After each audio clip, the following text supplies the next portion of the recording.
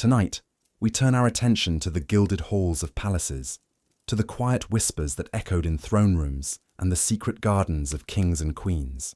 We are exploring the world of royal scandals, but not as they are often told, with breathless revelation and high drama. Instead, we will approach them as moments in time, human stories that unfolded against the grand and often unforgiving backdrop of history. These are tales of choices made under the immense pressure of a crown, of loves that defied the rigid expectations of an era, and of secrets that, once revealed, had the power to shake the very foundations of a kingdom. But behind the grandeur and the headlines, these were simply people, navigating the complex currents of duty, desire, and destiny. So let your breathing slow, let your mind begin to quieten.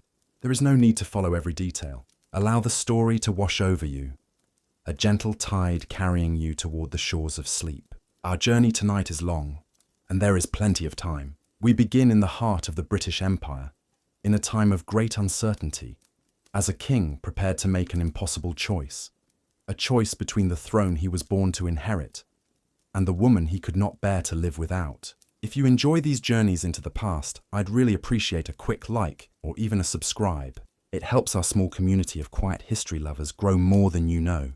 I'm always curious where you all are listening from, so feel free to drop a comment with your location and what time it is there. It's fascinating to see our global community connecting through these stories. Now dim the lights, maybe turn on a fan for that soft background hum, and let's ease into tonight's journey together. The year is 1936. Imagine, if you will, the United Kingdom.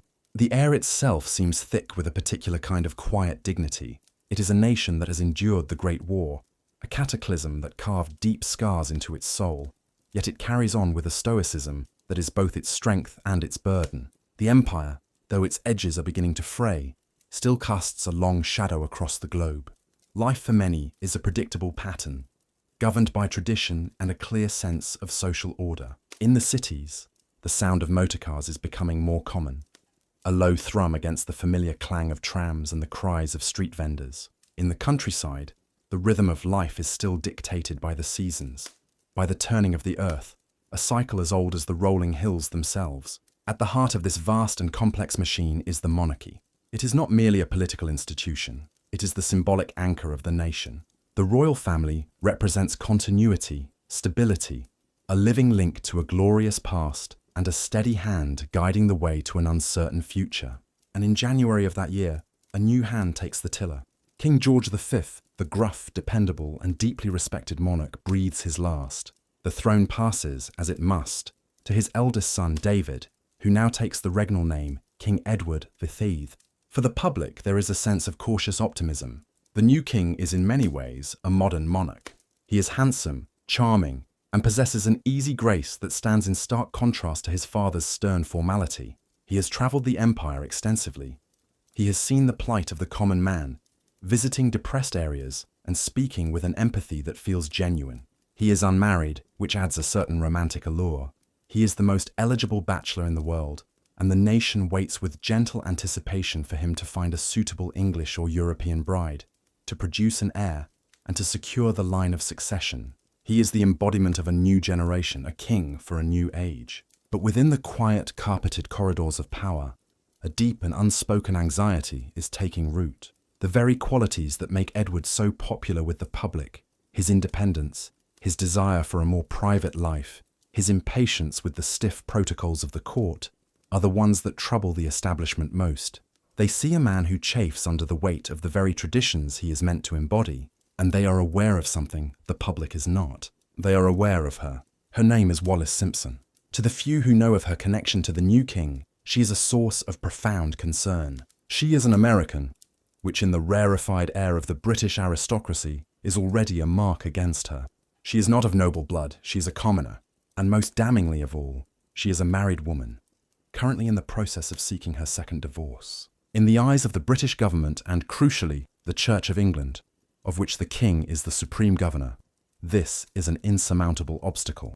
The Church does not recognize divorce. For the king to associate with, let alone contemplate marrying, a twice-divorced woman is not just a personal indiscretion. It is a constitutional crisis in waiting. It is a challenge to the moral and spiritual foundations of the throne itself. The British press, in a remarkable display of self-censorship, born of deference to the crown and pressure from the government, remains silent. While American and European newspapers are filled with speculation about the king and his favoured companion, in Britain, there is a vacuum. The people who cheer for their new king on the streets of London have no inkling of the storm that is gathering. They see only the smiling, waving figure, the symbol of their nation's future. Let us imagine ourselves in this moment, in the quiet solitude of Fort Belvedere. This is the king's private residence, a whimsical, castellated folly nestled in Windsor Great Park. It is his refuge from the stiff formality of Buckingham Palace. Here the gardens are his own creation, tended to with his own hands. The rooms are filled not with the heavy, imposing furniture of state, but with comfortable chintz sofas and personal photographs. It is a home, not a palace, and it is here, away from the prying eyes of the court, that his life with Wallace unfolds. Imagine the sounds of the fort, the gentle ticking of a mantel clock, the crackle of a fire in the hearth, the distant bark of a dog. Imagine the king no longer in the heavy uniform of state but in +4s, a simple tweed jacket, a man at ease. And here with him is Wallace. She is not a classic beauty, but she possesses a sharp wit, an impeccable style, and a confidence that many find captivating. She organizes his social life. She advises him on his clothes. She brings a sense of order and American efficiency to his somewhat chaotic household. For Edward, a man who has spent his entire life in the gilded cage of royalty, surrounded by people who defer to his title, Wallace is different. She treats him not as a king, but as a man, and he is utterly, completely devoted to her. Their daily life is a bubble of private intimacy, a world away from the affairs of state. They host small dinner parties for a close circle of friends, a circle the establishment refers to privately as the Fort Belvedere set. The conversation is lively, the cocktails are strong, the jazz records play on the gramophone. It is a modern, fashionable world, far removed from the staid and proper court of his father. The king seems to believe, with a kind of determined naivety, that this private happiness can coexist with his public duty. He seems to think he can change the rules, that he can have the woman he loves and the crown he has inherited. But outside the walls of the fort, the machinery of state moves inexorably on. The Prime Minister, Stanley Baldwin, is a shrewd and deeply traditional man. He understands the monarchy's power, but he also understands its fragility. He knows that its strength lies in its mystique, in its adherence to the very rules that Edward now seems so keen to disregard.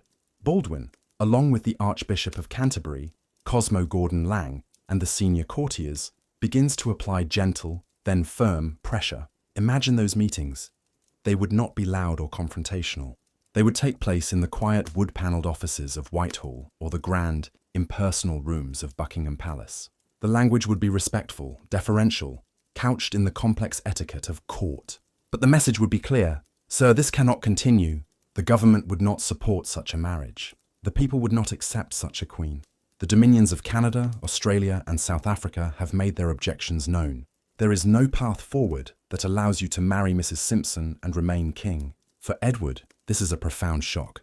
He has always been the Prince of Wales, the centre of attention, the man to whom doors opened and rules bent. He cannot seem to grasp that this one thing, the thing he desires most, is the one thing he cannot have. He believes his popularity will carry him through. He even floats the idea of a morganatic marriage, an arrangement whereby he could marry Wallace, but she would not become queen, and their children would not inherit the throne. It is a desperate proposal, an attempt to find a compromise where none exists. Baldwin presents this proposal to the cabinet and the Dominion governments. The answer is a swift and unequivocal no. The very concept is alien to British law. It would require complex legislation, and no government is willing to introduce it. The choice is becoming stark, brutal in its simplicity, Wallace or the throne. As autumn turns to winter in 1936, the crisis deepens. Wallace, now staying with friends in the south of France to escape the hounding of the foreign press, becomes the most famous woman in the world. Her divorce decree is granted, but the constitutional impasse remains. In Britain, the dam of silence finally breaks. On December 1st, a provincial bishop makes a public comment on the king's need for God's grace, and the press takes it as a signal. The floodgates open. For the first time, the British public learns the truth of the situation that has been consuming their government for months. The news is a profound shock to the nation. They are bewildered, confused. Some are sympathetic to the king's plight, seeing it as a simple love story. Others are deeply scandalized, viewing it as a dereliction of his sacred duty. The country is divided, but in the halls of Parliament there is no such division. The establishment has closed ranks. They have made their decision. The king must choose. We return one last time to the quiet solitude of Fort Belvedere. The jazz records are silent now. The laughter of dinner parties has faded. The king is alone, pacing the rooms of his beloved home. He is in constant communication with Wallace by telephone, their conversations filled with anguish and uncertainty. He is trapped. To abdicate is to abandon the duty he was born to turn his back on his people and his family. His brother, the shy, stammering Bertie, the Duke of York, is terrified at the prospect of becoming king. Edward knows the burden he would be placing on him.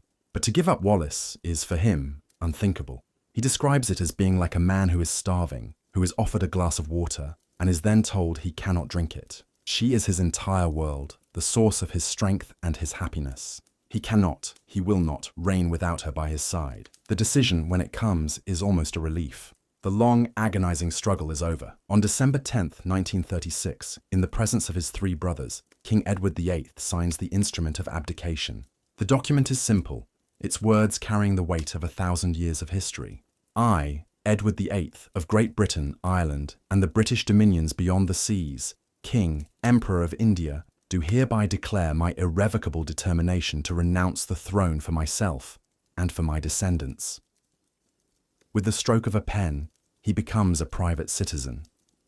The crown passes immediately to his brother, who, against his every inclination, becomes King George VI.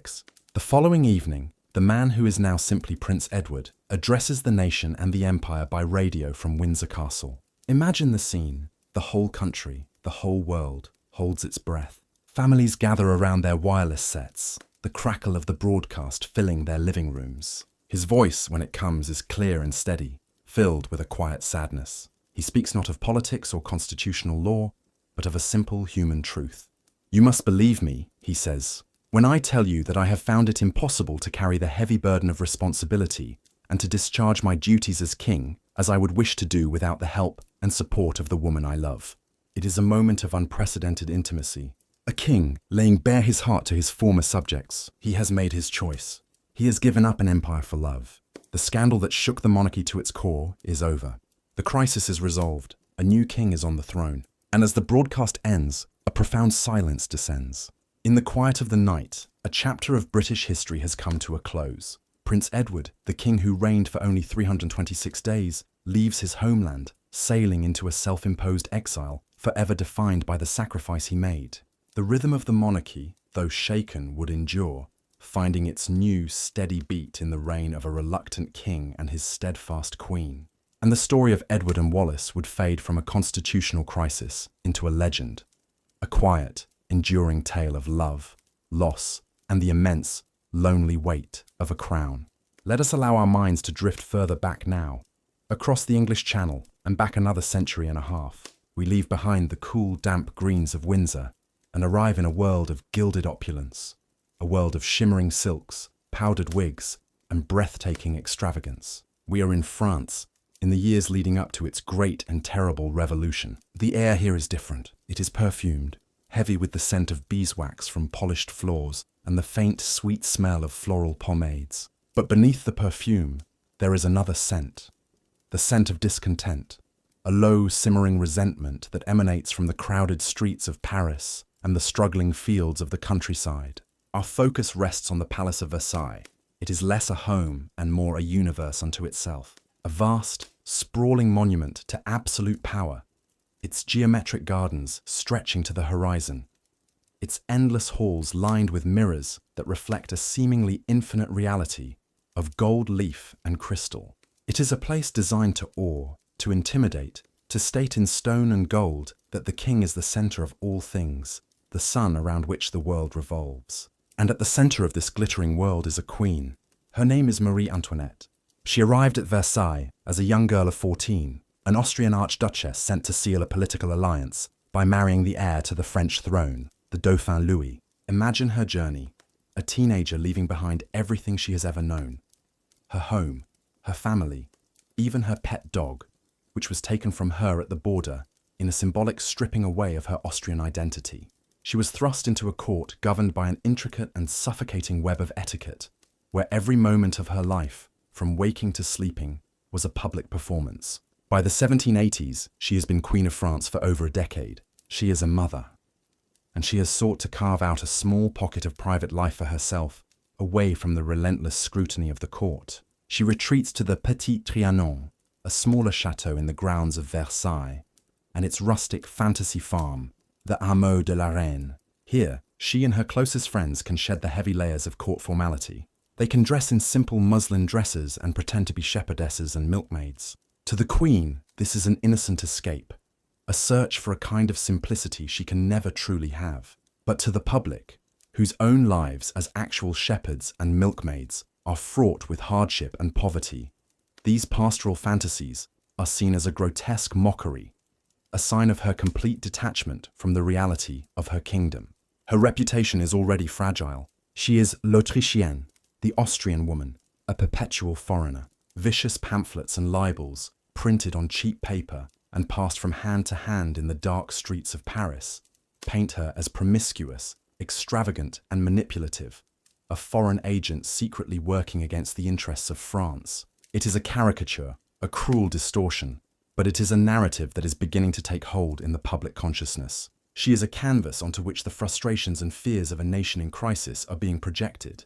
And it is into this volatile atmosphere that a new story will emerge, a scandal so perfectly constructed to confirm the public's worst suspicions that it almost seems like a work of fiction. It is the story of a diamond necklace. They offer it naturally to the new queen, Marie Antoinette. She is known to love beautiful things, but when she sees the necklace and hears its price, an astronomical 1.6 million livres, a sum that could have funded a warship or fed a small town for years, she refuses. She is said to have remarked that the kingdom has more need of ships than of diamonds. She refuses it not once but multiple times. She is aware of her reputation for extravagance and is trying, in her own way, to be more prudent. The jewelers are desperate. Their masterpiece has become a diamond millstone around their necks. Now let us introduce the other figures in our quiet drama. First, the Cardinal de Rohan. Prince Louis de Rohan is a man from one of the oldest and most powerful noble families in France. He is the Grand Almoner of France, a Prince Bishop of Strasbourg, a man of immense wealth and even greater ambition. His great desire is to become a chief minister of the state, but he has a significant problem. He is in disgrace at court. He has earned the deep-seated dislike of Marie Antoinette. She finds him pompous and dissolute, and she holds him responsible for spreading malicious gossip about her and her formidable mother, the Empress Maria Theresa, during his time as ambassador to Vienna. The Queen's coldness is a barrier to his ambitions, and he is consumed by a desperate need to win back her favour.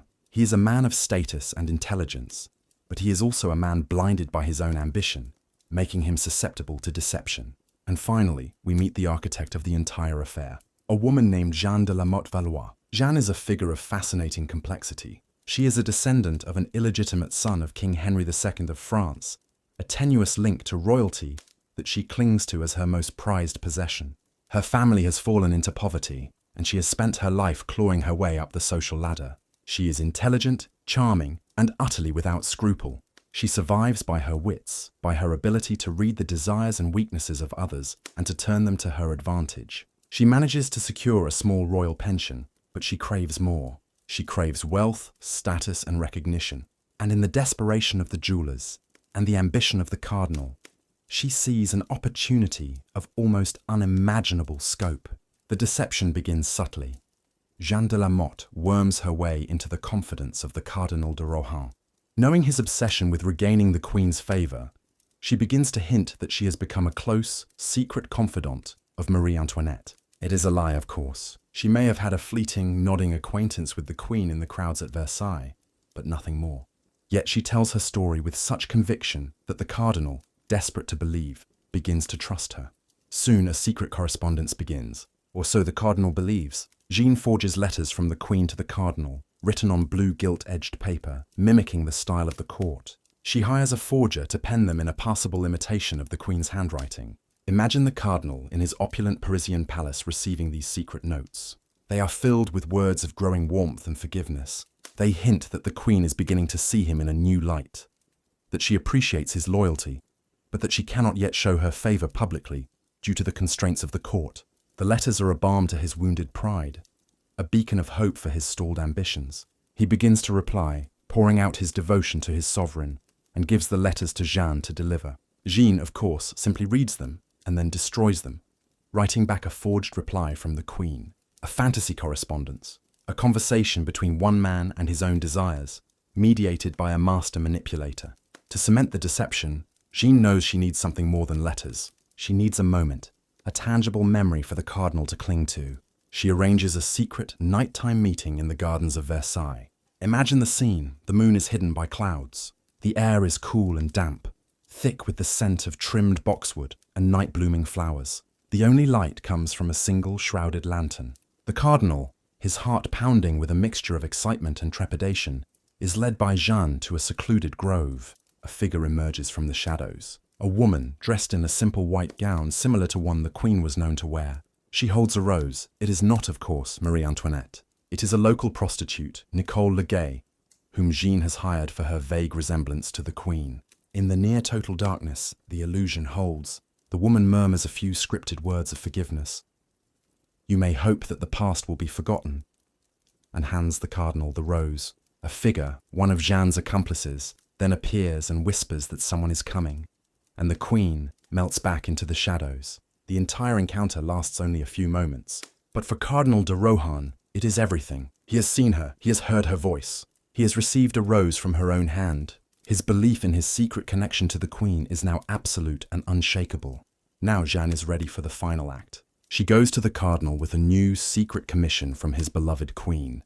She tells him that Marie Antoinette desperately desires the magnificent diamond necklace, the one created by Baume and Bassange. But, Jeanne explains, the Queen is reluctant to purchase it publicly, given the country's difficult financial situation and her own reputation. She needs to acquire it discreetly. She has chosen him, her newly favoured and trusted servant, to act as her secret intermediary. She will provide the funds to pay for it in installments, and he will be the one to secure it for her, earning her eternal gratitude.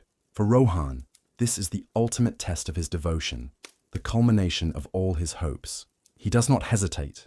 He meets with the jewelers, Baume and Bassange. He presents them with the forged letters from the Queen and negotiates the purchase of the necklace for 1.6 million livres, payable in installments. He proudly signs the contract, believing he is acting on the Queen's authority. The jewelers, overjoyed and relieved, hand over their masterpiece, the culmination of years of work, to the cardinal. The cardinal, in turn, hands the priceless necklace to Jeanne de la Motte, believing she will deliver it to the Queen at Versailles. But the necklace never reaches the Queen. It is taken by Jeanne and her husband to a rented room in Paris, where they immediately begin the grim work of breaking it apart. They use a kitchen knife to pry the magnificent diamonds from their gold settings. The stones, now loose, are sold off one by one, piece by piece, through shady dealers in Paris and London. The river of light is dismembered, scattered, its brilliance extinguished for quick cash. For a time, the deception holds. Jeanne and her husband live lavishly on the proceeds. The cardinal waits patiently for public recognition of his great service to the Queen, a recognition that never comes. The jewelers wait for their first installment payment. The unraveling begins, as it so often does, with a simple request for money. When the date for the first payment passes, the jewelers, growing anxious, bypass the cardinal and write directly to the Queen. Marie Antoinette receives their letter and is utterly bewildered. She summons Baume to the palace. He presents her with the contract, signed by Cardinal de Rohan, and speaks of the secret arrangement. The Queen reads the document, sees the references to her supposed approval, and the full, horrifying scope of the deception begins to dawn on her. She is furious. She was not just impersonated. Her name and authority were used to facilitate a colossal fraud. The King, Louis XVI, is informed. He is a methodical, if indecisive man, and he is enraged by the insult to his wife and the crown. He decides that the cardinal must be made an example of. The arrest is public and spectacular. On the Feast of the Assumption, a major religious holiday, as the entire court is assembled in the Hall of Mirrors, waiting to proceed to Mass, Cardinal de Rohan, dressed in his full, magnificent clerical vestments, is summoned before the King and Queen. After a brief, tense confrontation, he is arrested and led away. Imagine the scene, the stunned silence, the collective gasp of the powdered and bejeweled courtiers as a prince of the church, a member of one of France's great families, is publicly humiliated and imprisoned. The scandal explodes into the public sphere. Jeanne de Lamotte is quickly arrested, as are her accomplices. A public trial is ordered before the Parlement of Paris, and it is here that the affair takes its most destructive turn for the monarchy. A trial that was intended to vindicate the Queen's honour does the exact opposite. Imagine the courtroom. It becomes the stage for a political drama. The Cardinal de Rohan, to the shock of the King and Queen, is portrayed not as a fool or a willing accomplice, but as an innocent, credulous man of God, cruelly duped by the scheming Jeanne de Lamotte, and by implication, by the machinations of a decadent court. His powerful family rallies a massive public relations campaign in his favour. Jeanne, for her part, plays her role to perfection. She lies with breathtaking audacity, painting herself as a victim and a whistleblower. She writes memoirs from her prison cell, filled with salacious and entirely fictional details of the Queen's private life, claiming she was a pawn in the Queen's own elaborate scheme to defraud the jewellers and ruin the Cardinal. The French public, already primed by years of libels to believe the worst of their Austrian Queen, eagerly consumes this narrative. It confirms everything they already suspected, that the Queen was deceitful, sexually immoral, and financially reckless. When the verdict is finally delivered, the Cardinal de Rohan is acquitted to public celebration. Jeanne de Lamotte is found guilty, flogged, branded, and sentenced to life imprisonment. But in the public's eye, she becomes a martyr, a victim of royal tyranny. Marie Antoinette was completely innocent in the affair. She had refused the necklace. She had never spoken to Jeanne de Lamotte. She had never written to the Cardinal, and yet she was the one who was truly condemned. Her reputation was left in tatters, shattered beyond repair. The affair of the diamond necklace became a potent symbol of the corruption and injustice of the Ancien Regime. It eroded the mystique of the monarchy, making the sacred seem profane, the majestic seem ridiculous. The story, repeated in pamphlets and whispered in cafes, became one of the key narratives that fueled the fires of revolution, which would erupt just a few years later. The glittering, heavy diamonds, broken apart and scattered, were gone. But the weight of the scandal they created would hang around the neck of the monarchy until the very end, a constant reminder of a trust that had been irrevocably broken, long before the walls of the Bastille ever came to fall.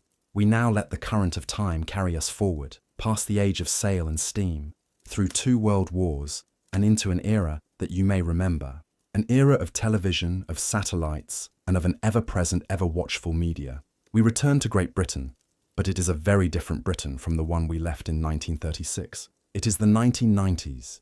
The deference that once shielded the monarchy from scrutiny has largely evaporated. It has been replaced by an insatiable public appetite for news of the royal family, an appetite fed daily by the bold headlines and long lenses of the tabloid press. The whispers that haunted the corridors of Versailles have become a roar. The secrets once recorded in private diaries are now debated on nightly news programs. The mystique of royalty, once its greatest shield, is being stripped away, layer by layer, under the relentless glare of the public eye. And at the centre of this modern storm is a figure the world knows simply as Diana, the Princess of Wales. For more than a decade, the world had watched her story unfold. They had watched the shy teenage nursery assistant blossom into a global icon of fashion and compassion. They had watched what was billed as a fairy tale wedding to the heir to the throne, Prince Charles. And now, they were watching that fairy tale publicly and painfully fall apart. By the mid-1990s, the Prince and Princess of Wales are separated. They lead parallel lives, their shared duties performed with a professionalism that barely conceals the deep rift between them. Their disagreements, their unhappiness, have become public property. Prince Charles, in a televised interview in 1994, had admitted to his infidelity, a carefully managed confession designed to present his side of the story with a quiet dignity. In the wake of this, Diana feels a profound sense of isolation. She feels that the narrative of her life, of her marriage, is being written for her, shaped by the powerful institution into which she married, an institution often referred to simply as the firm. Imagine her world, life within the walls of Kensington Palace. The rooms are elegant, filled with beautiful objects and photographs of her 2 young sons, William and Harry, who are her anchor and her purpose. But beyond the windows, there is the constant, low-level hum of surveillance, the incessant click and whir of camera shutters that follow her every public move, the rustle of newspapers in the morning, their headlines dissecting her clothes, her facial expressions, her very state of mind. She is, at this time, perhaps the most famous woman in the world, yet she feels voiceless, her own truth lost in the noise. And so she makes a decision that is both radical and, in her view, necessary. She decides to speak, not through a press secretary, not through an anonymous briefing to a trusted journalist, but directly to the people. The project is undertaken in the deepest secrecy. The chosen interviewer is a young, ambitious journalist named Martin Bashir, who works for the BBC's flagship current affairs programme, Panorama. The choice is strategic. The BBC carries with it an air of authority and impartiality. This will not be a tabloid exposé. It will be a serious primetime interview. Imagine the logistics of the arrangement, the quiet clandestine meetings to plan the interview. And then, one evening in November 1995, a television crew arrives, not in a marked BBC van, but discreetly at Kensington Palace. They are told they are there to test new equipment. Under the cover of this subterfuge, they are guided to the princess's private sitting room. Imagine the scene. The normal, comfortable domesticity of the room is transformed into a television studio. Black cloths are draped over the windows. Lights are erected, casting a stark, focused glow. Cables snake across the plush carpets. The quiet intimacy of her private space is being prepared for an audience of millions. Diana herself is composed. She is dressed simply in a dark blazer, her eyes framed by dark eyeliner that accentuates their expressive power. She is seated, facing Bashir. There are no notes. There is no palace aide standing just out of shot. There is only her, the interviewer, and the unblinking eye of the camera lens. For nearly an hour, she answers his questions with a quiet and at times devastating candor.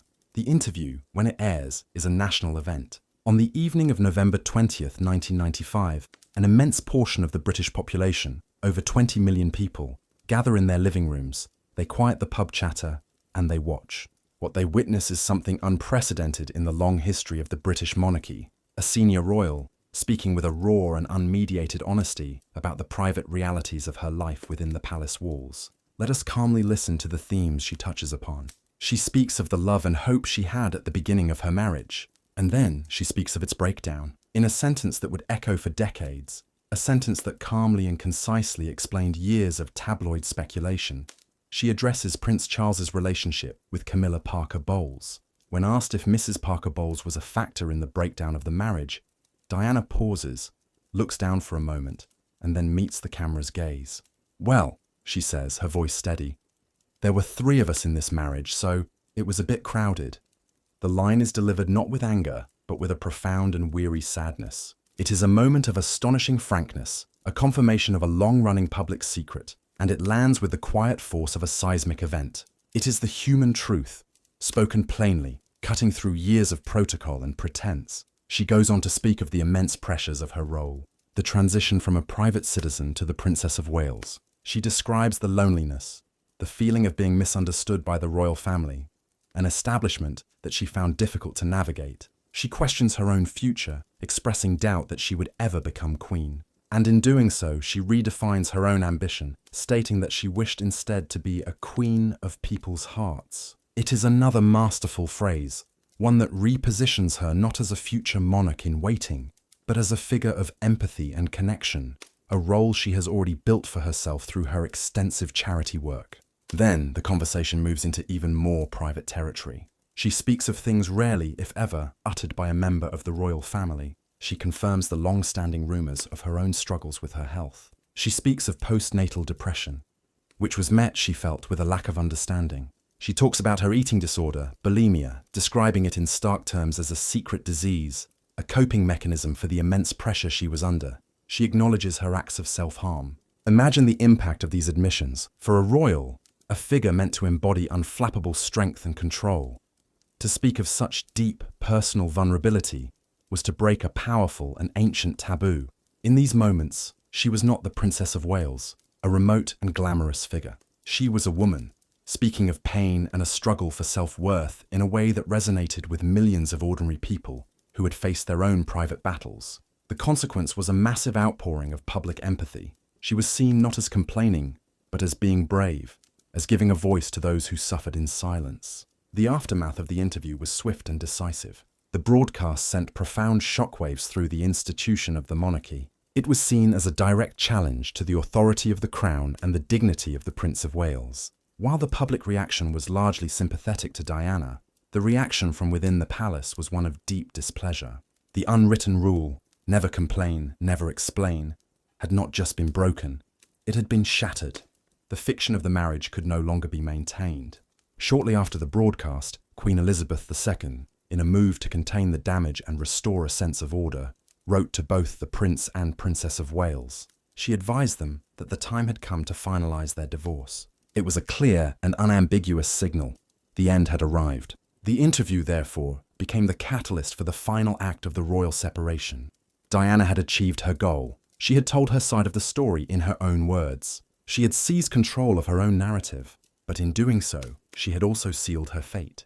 The divorce, when it was finalised in 1996, would mean the loss of her formal title, Her Royal Highness, a symbolic but deeply significant severing from the core of the royal family. She had broken centuries of silence. Where royal women before her had endured their unhappiness in private, she had used the most powerful tool of the modern age, television, to broadcast hers to the world. It was a revolutionary act that forever changed the dynamic between the palace, the public, and the press. It established a new and perhaps impossible precedent for royal intimacy. The quiet, controlled setting of the Kensington Palace sitting room became the stage for a historical turning point. It cemented Diana's image as an independent modern woman, a humanitarian unbound by protocol. But it also left her in a new, more precarious position. No longer a wife, no longer a future queen, but a singular figure, navigating a complex path on her own, still under the watchful, and now even more intense glare of the public eye. The silence had been broken, but the peace she sought remained elusive. Let us now allow the current of time to pull us further back still. We leave the modern world of cameras and microphones behind. We leave the age of powdered wigs and gilded salons. We are travelling to a different England, a sturdier, more volatile England of the 16th century. This is a world lit by firelight and governed by two immense and intertwined forces: dynastic ambition and the absolute, unquestioned authority of the universal church. Imagine the city of London in the 1520s. It is a city of timber and stone, of narrow, crowded streets that slope down to the River Thames. The river is the city's great artery, bustling with barges and wherries, its water murky, carrying the commerce and the waste of a growing metropolis. The air is thick with the smell of wood smoke, of livestock, of damp earth and roasting meat. The dominant sound is the constant, overlapping peal of church bells, marking the hours for prayer, reminding every soul, from the richest merchant to the poorest beggar, of their place in God's order. Life here has a different texture. It is more raw, more vibrant, and shadowed by a casual proximity to death that is difficult for us to comprehend. Above all, it is a world built on certainty, the certainty of who your king is, and the certainty of the path to salvation. Both certainties are about to be broken. At the heart of this kingdom is a monarch who seems to embody the very spirit of his age, King Henry VIII. When we picture Henry now, we often see the figure from his later portraits. Immense, bloated, his eyes narrowed in suspicion. But that is not the man we are visiting tonight. The Henry of the 1520s is in his prime. He is tall, athletic, handsome, and highly intelligent. He is a true Renaissance prince, skilled in music, languages, and theology. He is charming and magnanimous when pleased, but possessed of a formidable temper and an iron will. He is also a deeply devout man. So devout, in fact, that for writing a treatise defending the sacraments against the new Protestant ideas of Martin Luther, the Pope has bestowed upon him a great honour, the title of Defender of the Faith. For nearly 2 decades, Henry has been married to Catherine of Aragon. She is a Spanish princess, the daughter of the great monarchs Ferdinand and Isabella, who funded the voyages of Columbus. She is pious, dignified, and widely respected by the English people. Their marriage was initially a happy one, but it is now haunted by a quiet, gnawing desperation. In an age where a king's first duty is to secure his dynasty, Catherine has failed to provide the one thing Henry needs above all else: a living son, an heir to the Tudor throne.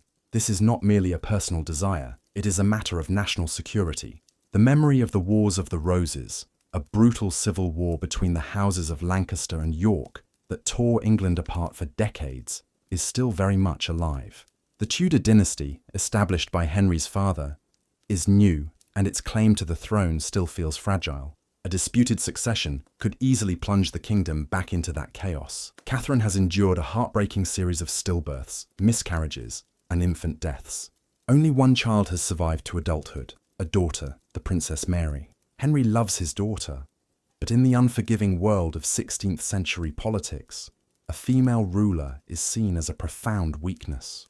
The kingdom needs a prince. Henry, a man of deep religious conviction, begins to look for a reason for this divine punishment. His gaze settles on a passage in the book of Leviticus, in the Old Testament, which states that if a man takes his brother's wife, they will be childless. And Catherine was, for a very short time, married to his older brother, Arthur. Before Arthur's premature death, a special dispensation had been granted by a previous pope to allow Henry to marry her.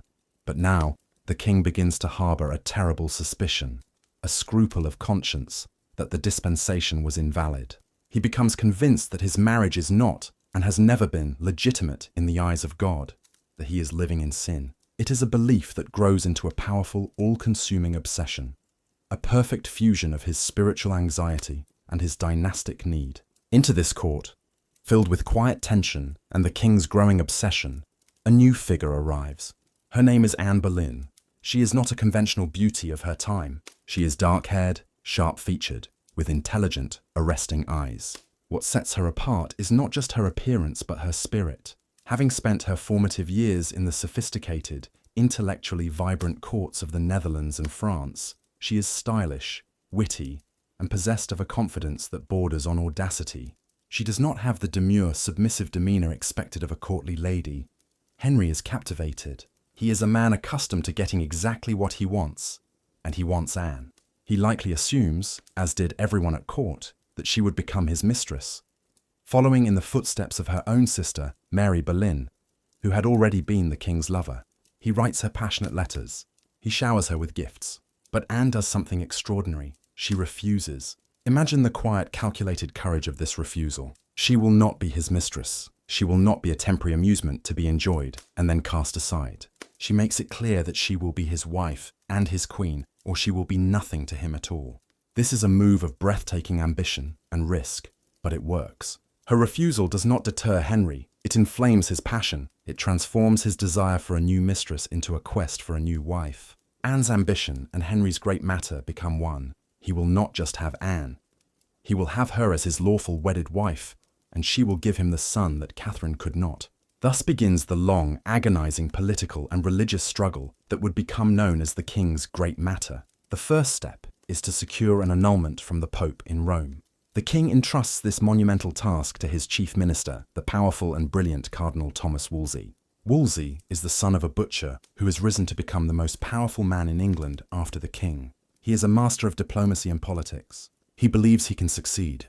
But the Pope, Clement VII, is in an impossible position. He is, effectively, the prisoner of a much more powerful man, the Holy Roman Emperor, Charles V. And Charles V is Catherine of Aragon's nephew. The emperor will not stand by and watch his aunt be cast aside, her honour impugned, her daughter declared illegitimate.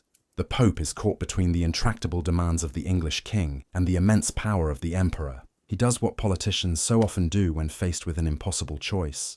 He prevaricates, he stalls, he delays. For years the great matter drags on. Envoys shuttle back and forth between England and Rome. Theological arguments are debated endlessly.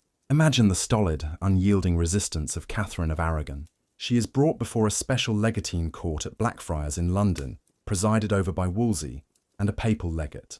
In a moment of high drama, she refuses to recognise the court's authority. She walks across the floor, kneels before Henry, and gives a quiet, dignified, and devastating speech, reminding him of her loyalty, her piety, and the validity of their long marriage.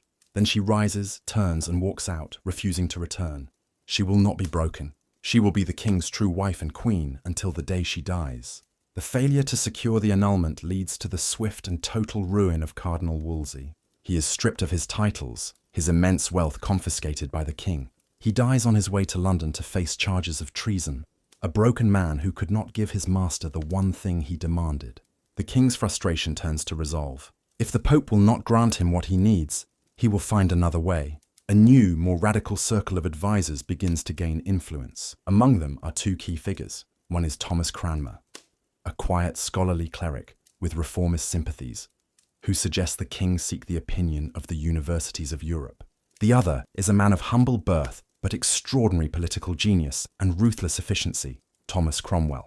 It is Cromwell who offers the ultimate solution, a solution of breathtaking audacity. If Rome will not grant the king justice, then the king must break with Rome. He must sever the ancient ties that bound England to the papacy for 1,000 years. Through a series of carefully managed acts of parliament, Cromwell orchestrates a legal and religious revolution. The English clergy are forced to submit to the king's authority.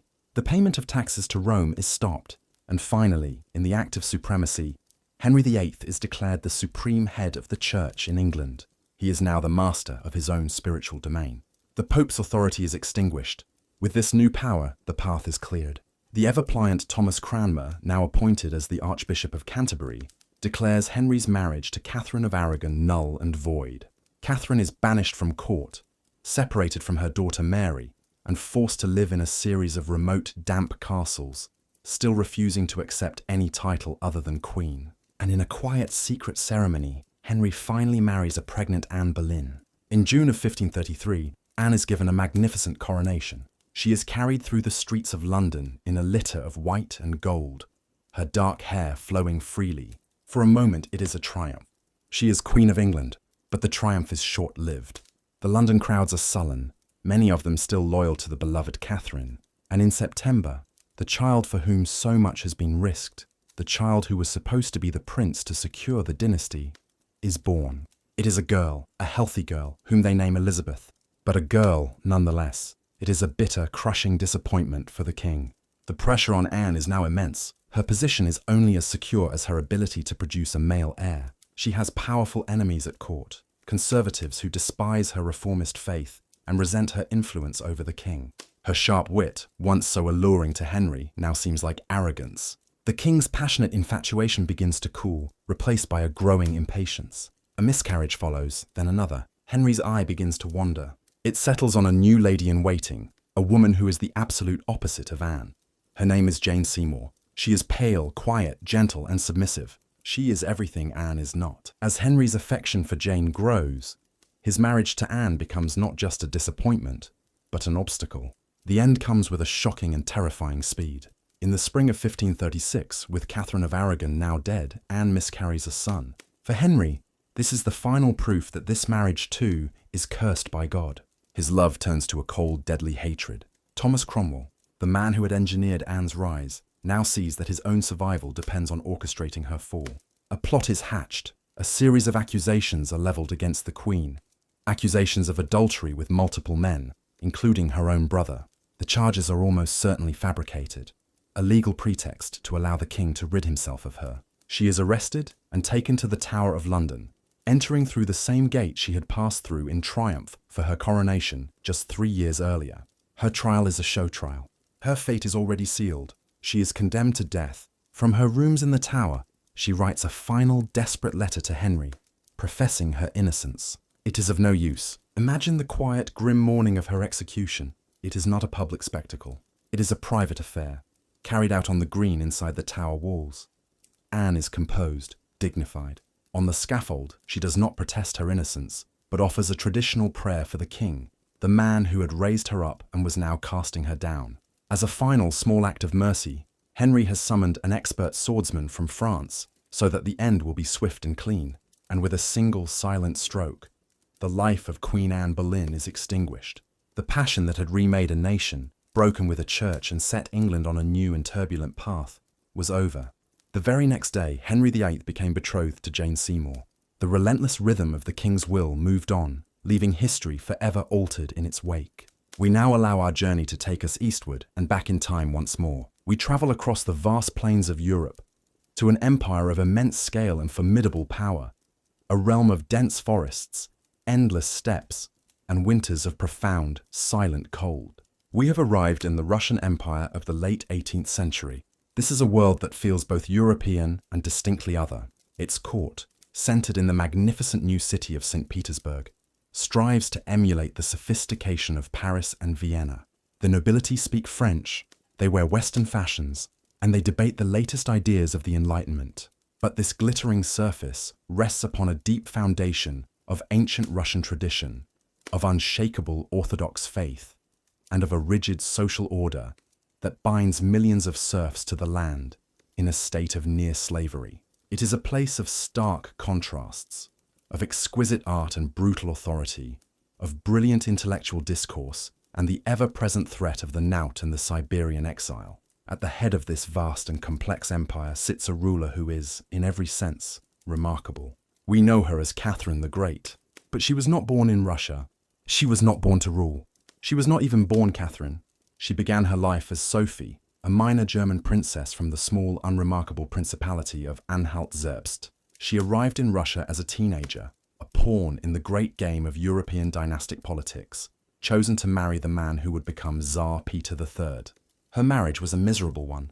Her husband, Peter, was an unstable and deeply unpopular figure. He was immature, obsessed with playing with toy soldiers, and openly scornful of Russian customs, preferring the military drills of his native Prussia. He alienated the powerful imperial guard and the conservative clergy, the twin pillars upon which the throne rested.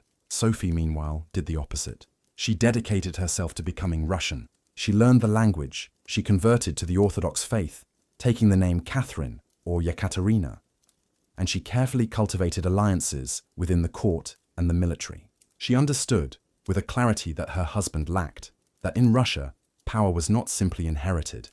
It had to be earned, and it had to be held. In 1762, after just 6 months of his disastrous reign, the inevitable happened. A coup d'etat was launched. Catherine, with the crucial support of the elite guard regiments, led by her lover Grigory Orlov and his brothers, seized power. Peter III was arrested and forced to abdicate.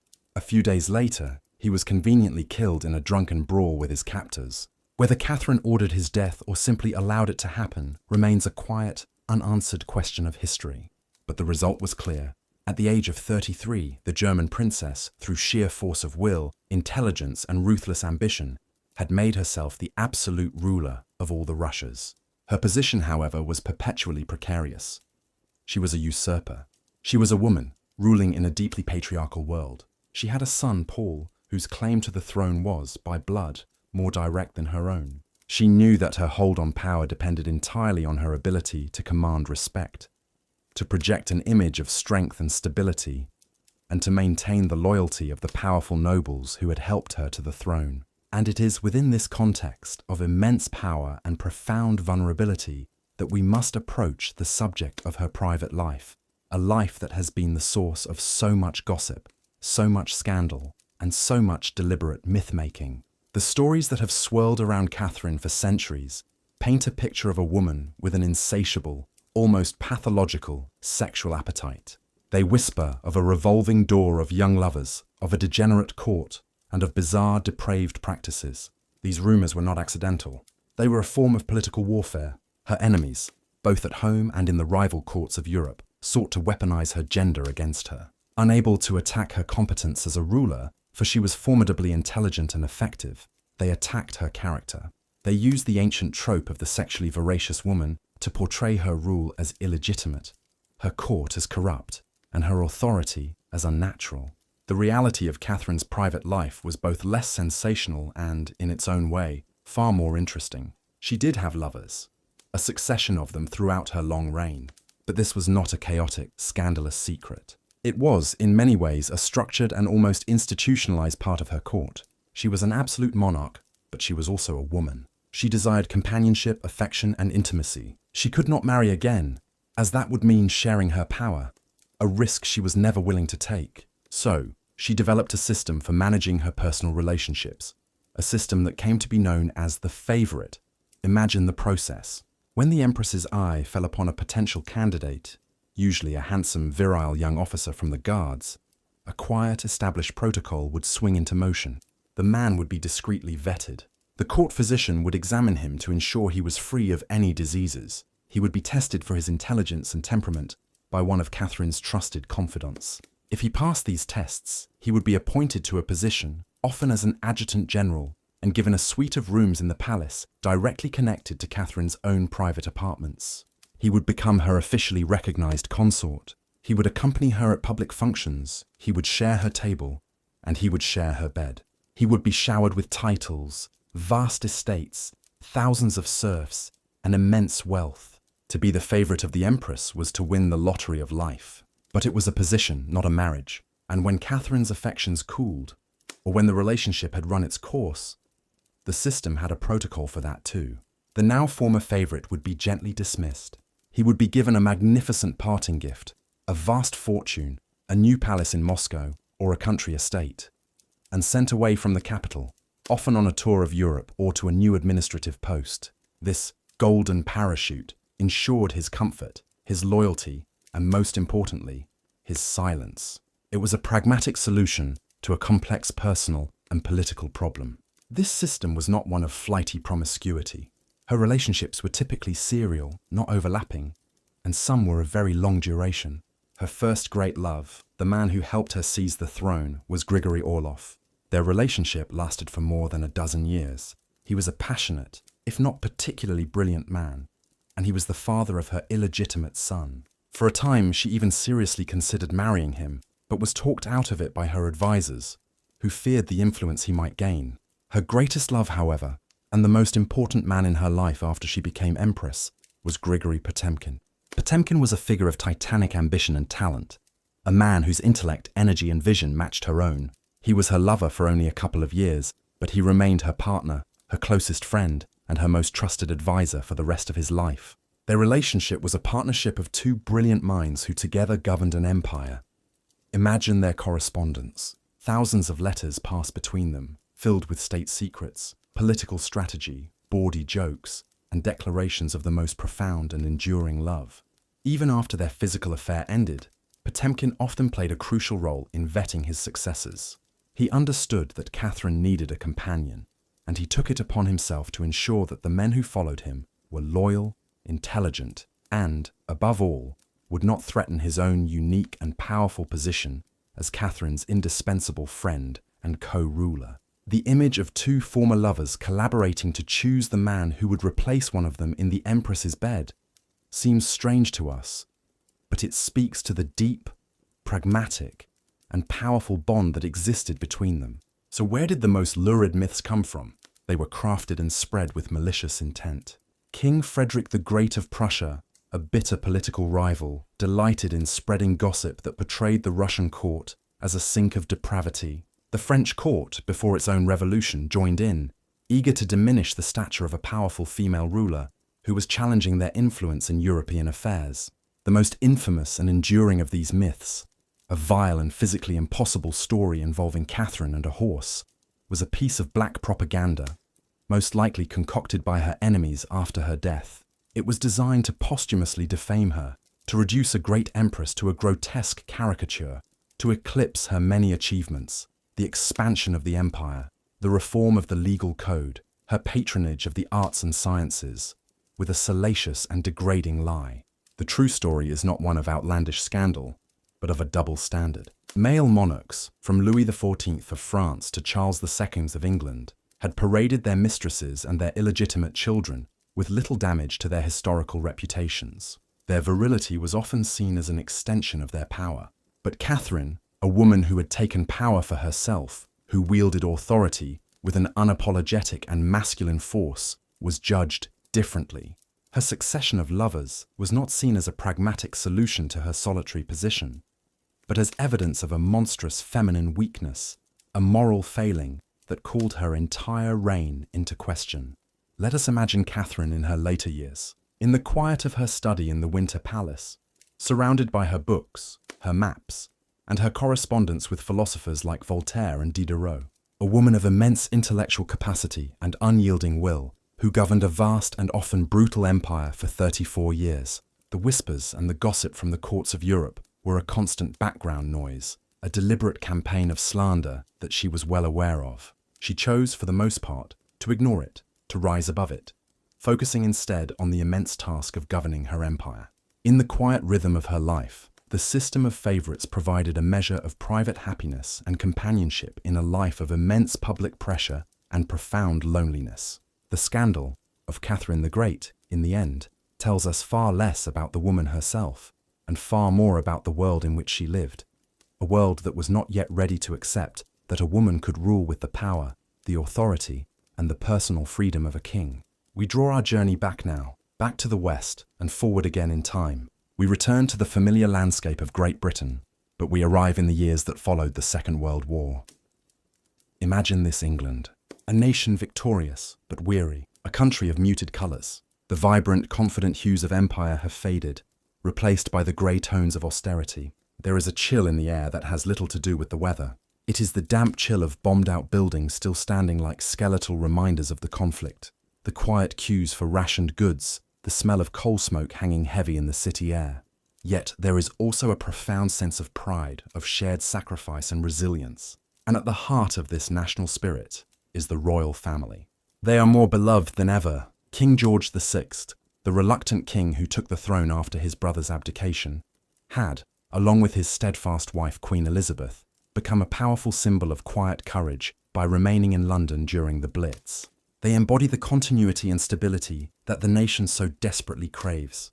They have two daughters. The elder, Princess Elizabeth, is serious, diligent, her path already clearly defined by the solemn weight of her destiny. And then there is the younger daughter, Princess Margaret. If Elizabeth is the embodiment of duty, Margaret is the embodiment of sparkle. She is vivacious, beautiful, and possessed of a sharp, sometimes cutting wit. In the drab post-war world, she is a flash of colour and glamour. She loves jazz, she loves theatre, she loves the company of artists and writers. She is the captivating, slightly rebellious princess who brings a note of modern energy to the ancient institution.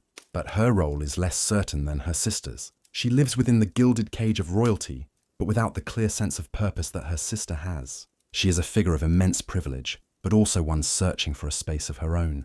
Now let us introduce another figure into this quiet, carefully ordered world. A man named Peter Townsend. He is not a prince. He is not a duke or an earl. He is, by the rigid standards of the court, a commoner.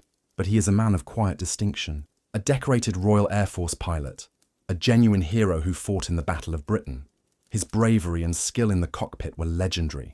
After the war, he is brought into the royal household, appointed as an equerry to King George VI.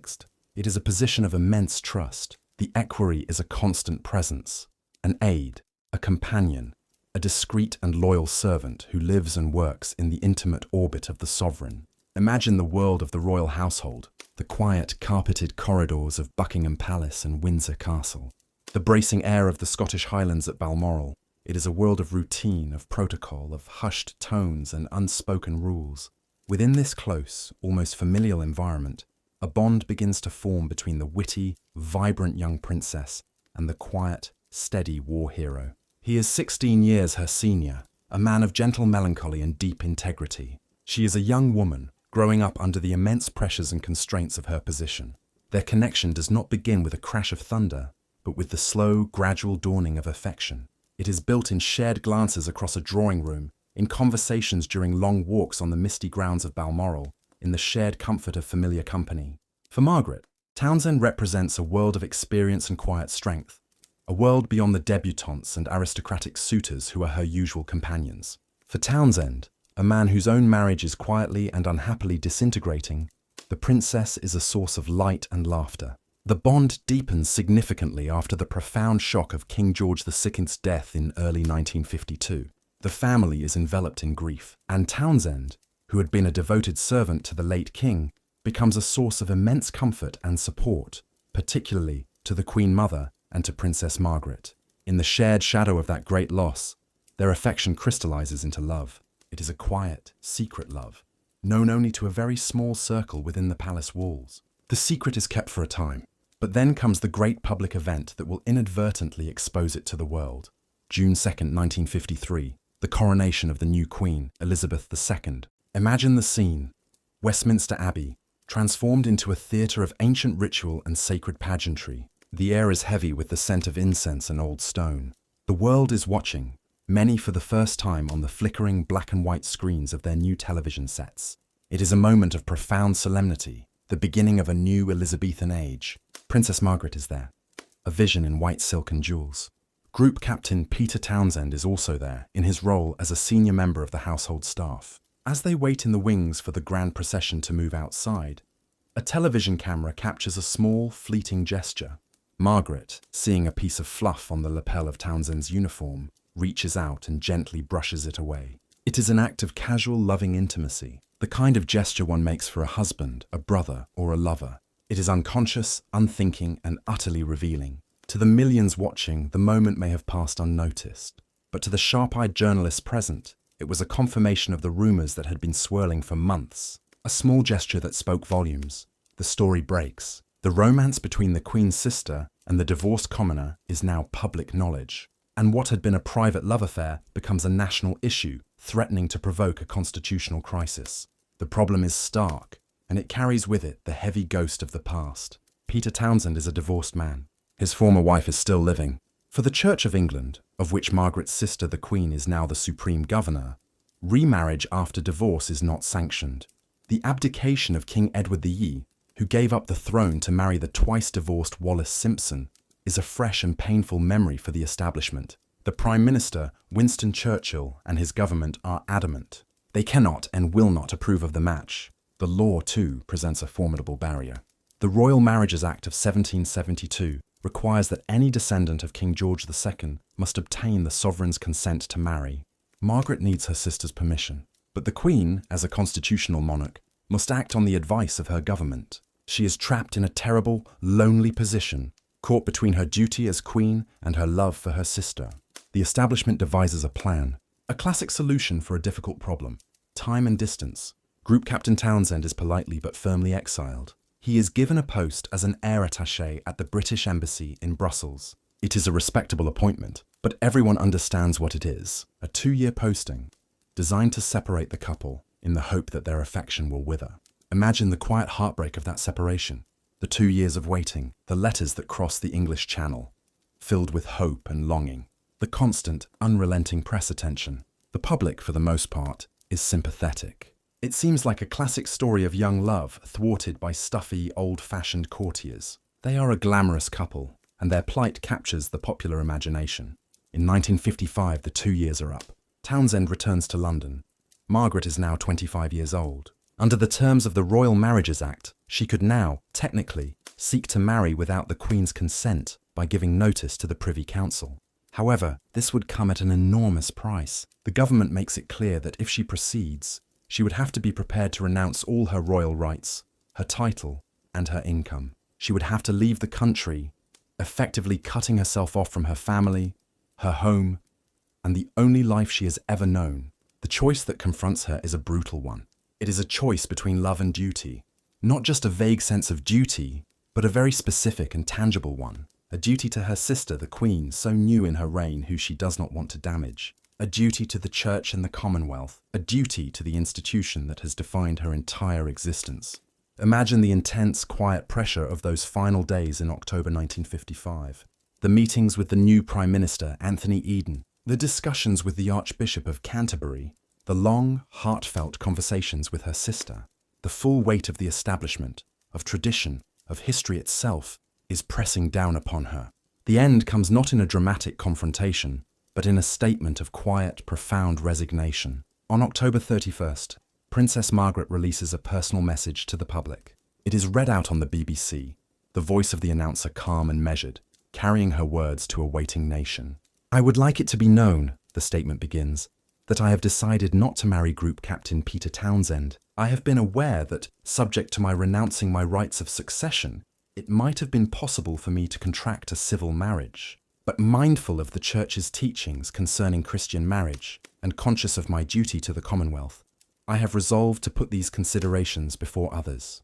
She concludes, "I have reached this decision entirely alone, and in doing so, I have been strengthened by the unfailing support and devotion of Group Captain Townsend. It is over. She has made her choice. She has chosen duty. She has chosen her family, her position, and the stability of the crown over her own personal happiness." Peter Townsend, with quiet dignity, leaves the country once more, this time for good. The affair that defied tradition and threatened a crisis is concluded. The old order has won, but the victory left a lasting sadness. The sparkle in Princess Margaret's eyes, many said, was never quite as bright again. The romance that had captured the heart of a nation became a quiet, melancholy chapter in the history of the House of Windsor. A poignant story of a love that was sacrificed on the altar of duty. A reminder of the lonely and often painful choices that lie beneath the surface of a royal life. For our final story tonight, we journey to a sun-drenched country in southwestern Europe, to a kingdom with a long and complex history of monarchy, republic, and dictatorship. We arrive in modern Spain, in a time well within living memory. This is a story not of a distant past, but of a contemporary reputation, built over decades of celebrated public service, that would ultimately crumble under the weight of private secrets. Our focus is on a man who, for many years, was one of the most respected monarchs in the world, King Juan Carlos III. To understand the depth of his fall from grace, we must first understand the great height from which he fell. We must return to the 1970s. Spain is emerging from the long, dark shadow of General Francisco Franco's authoritarian rule. Franco had governed the country with an iron fist for nearly 40 years. Upon his death in 1975, he had decreed that the monarchy should be restored, and he had personally chosen and groomed his successor. That successor was the young prince, Juan Carlos. No one was entirely sure what to expect from the new king. He had been educated under Franco's watchful eye. Many feared he would simply continue the old authoritarian ways. But Juan Carlos had other ideas. In the tense, uncertain years that followed Franco's death, he made a series of courageous and pivotal decisions. He systematically dismantled the Francoist state apparatus. He legalized political parties, and he oversaw the creation of a new democratic constitution. He chose to give his power away, to transition from an absolute ruler to a constitutional monarch, a symbol of a new, free, and modern Spain. His defining moment, the act that would cement his heroic status for a generation, came on a tense night in February of 1981. Imagine the scene. A group of hard-line civil guard officers, loyal to the memory of Franco, storm the Spanish parliament, firing their weapons into the ceiling. They take the entire government hostage. Tanks are on the streets of Valencia. For a terrifying few hours, it seems that Spain's young democracy is about to be extinguished. The nation holds its breath. The future of the country rests on the king's shoulders. And Juan Carlos does not waver. In the middle of the night, he appears on national television. He is not in a grand palace room, but in his office. He is not wearing a crown, but the uniform of the Captain General of the Spanish Armed Forces, the Commander-in-Chief. His voice is firm, his resolve clear. He unequivocally condemns the coup and orders the army to stand down and to defend the democratically elected government. His authority is absolute. The coup collapses. The soldiers return to their barracks. Democracy is saved. From that night on, Juan Carlos was more than a king. He was El Rey, the king, the hero of the transition, the man who had faced down the forces of reaction and secured freedom for his people. For decades, this reputation seemed unassailable. He was seen as a model monarch, down to earth, approachable, a skilled diplomat who represented his country with pride on the world stage. But as the decades wore on, and as Spain wrestled with the immense challenges of a severe global financial crisis in the 2000s and 2010s, the first cracks in this heroic facade began to appear. The incident that marked the beginning of the end of the public's love affair with their king seemed at first almost trivial. In April of 2012, news broke that the king, who was then the honorary president of the Spanish branch of the World Wildlife Fund, had been on a secret, luxurious elephant hunting safari in Botswana. The trip would have remained secret had he not fallen and fractured his hip, requiring him to be flown back to Spain for emergency surgery. Imagine the public reaction. At a time when Spain was suffering from crippling unemployment, when millions were facing deep austerity and hardship, the image of their monarch on an extravagant trip to shoot one of the world's most beloved animals was profoundly jarring. It suggested a man who was utterly disconnected from the struggles of his people. The public outcry was so great that the king did something truly unprecedented. As he was discharged from the hospital, leaning on a crutch, he faced the television cameras and offered a brief, simple apology. "Lo siento mucho," he said. "I am very sorry. I made a mistake and it won't happen again." To hear a monarch apologize so directly was a shock. It was a sign that the old, reverential relationship between the king and his people was changing. The Botswana trip opened the floodgates. As Spanish and Swiss prosecutors began to investigate complex international financial dealings, a disturbing picture started to emerge. The central allegation focused on a payment of $100 million. It was alleged that this enormous sum was transferred in 2008 from the then King of Saudi Arabia, Abdullah, to a Swiss bank account. The account was not in Juan Carlos's name. It belonged to a shell foundation, registered in Panama under the name Lucum. Juan Carlos was the foundation's primary beneficiary. Investigators began to explore the possibility that this payment was not simply a generous gift between friendly monarchs, but a kickback, a commission connected to a multi-billion-dollar contract awarded to a Spanish consortium to build a high-speed rail line between the holy cities of Medina and Mecca. The mere suggestion that the king, the great symbol of Spanish integrity, might have used his position to enrich himself through secret commissions was a devastating blow to his legacy. The story grew more complex. It was revealed that in 2012, shortly after the disastrous Botswana trip, the king had transferred the bulk of the remaining money from that Swiss account, around 65 million euros, to his friend, Corinna zu Wittgenstein. She would later claim it was an irrevocable gift, a gesture of affection and gratitude from the king. But investigators viewed the transfer with deep suspicion, seeing it as a possible attempt to launder the money or hide it from potential scrutiny. The drip, drip, drip of these revelations, published in newspapers in Spain and abroad, became an unbearable pressure on the monarchy itself. The hero of the democratic transition was now engulfed in a cloud of suspicion. His personal popularity plummeted. He was seen as a liability, a threat to the very institution he was meant to embody. And so, in June of 2014, in an attempt to save the crown, Juan Carlos made his last great decision as king. He announced his abdication in favor of his son, Prince Felipe. He hoped that a new, unblemished monarch would allow the institution to move on from the scandals that now clung to his name. But the story did not end there. Even in retirement, the investigations continued, the pressure mounted, and in August of 2020 came the final sad chapter. Juan Carlos, the man who had refused to flee during a military coup, now wrote a letter to his son, announcing that he was leaving Spain to live in self-imposed exile. He settled in the United Arab Emirates, a distant country far from the kingdom he had helped to build.